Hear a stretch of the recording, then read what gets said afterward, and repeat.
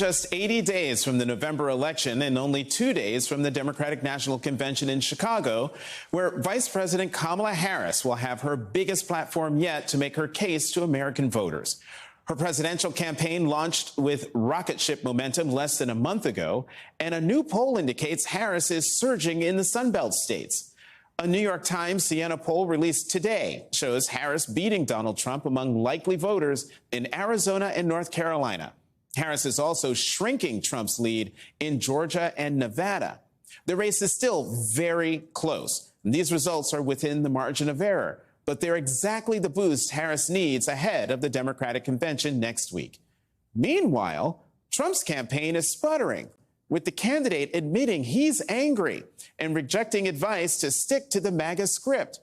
The former president addressed a rally in Wilkes-Barre, Pennsylvania about an hour ago, bringing his usual incoherence and insults to the stage. I am much better looking than her. I think I'm much better. Much better. I'm a better looking person than Kamala.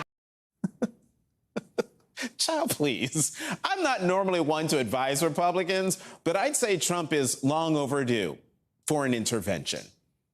Democratic President Biden is old and was hounded out of his race for re-election after one really bad debate. Republican Donald Trump is old and talking crazy and is still in the race. And ever since Vice President Kamala Harris became the top of the Democratic ticket, Trump's crazy has metastasized into a full-on bonkers. Now, I'm no doctor, so I'm not clinically diagnosing him. I'm just believing what I see and hear. Trump had already been depicting America as a dystopian hellscape being run into the ground by sleepy Joe Biden and stalked by Hannibal Lecter. Trump promises to turn back time to when freedom was only enjoyed by straight, white, Christian, cisgender men. Not even surviving an assassination attempt has stopped him from using rallies and events erroneously billed as press conferences to spew racism, misogyny, and lies like an unplugged fire hydrant on a hot August day. But the enthusiasm for Harris, the great press, the ascendant poll numbers, the packed rallies in swing states with thousands fervently chanting, "We're not going back," has Trump lashing out at her like a Jim Crow-era good old boy. He's challenged her blackness. I didn't know she was black until a number of years ago when she happened to turn black. He's questioned her intelligence and competence. Kamala is grossly incompetent and, in my opinion, has a very low IQ. He's ridiculed her laugh. That's the laugh of a crazy person, I will tell you. If you haven't known it, it's a crazy. She's crazy. He even claimed that the crowds at her rallies were AI generated. Republicans and Trump allies have been pleading with Trump to lay off the personal attacks and stick to policy. His response? I think I'm entitled to personal attacks.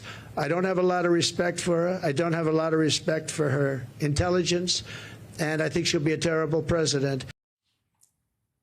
This dude needs help.